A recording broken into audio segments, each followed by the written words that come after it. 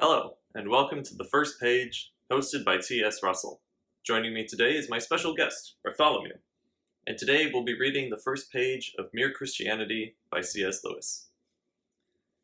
Mere Christianity, Book 1, Right and Wrong as a Clue to the Meaning of the Universe.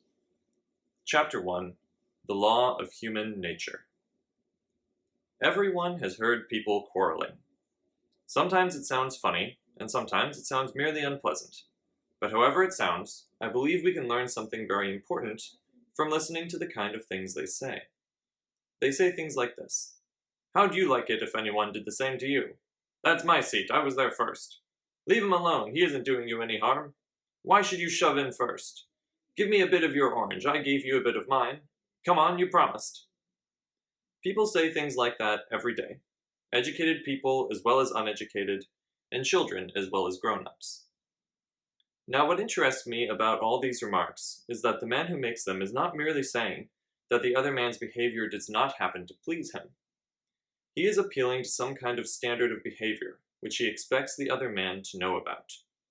And the other man very seldom responds, "To hell with your standard." Nearly always he tries to make out that what he has been doing does not really go against the standard, or that if it does, there is some special excuse. He pretends there is some special reason in this particular case why the person who took the seat first should not keep it, or that things were quite different when he was given the bit of orange, or that something is turned up which lets him off keeping his promise.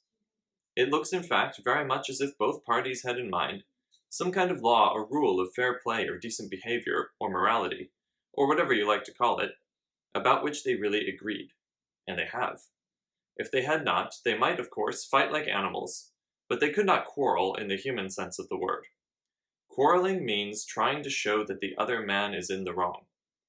And there would be no sense in trying to do that unless you and he had some sort of agreement as to what right and wrong are, just as there would be no sense in saying that a footballer had committed a foul unless there was some agreement about the rules of football.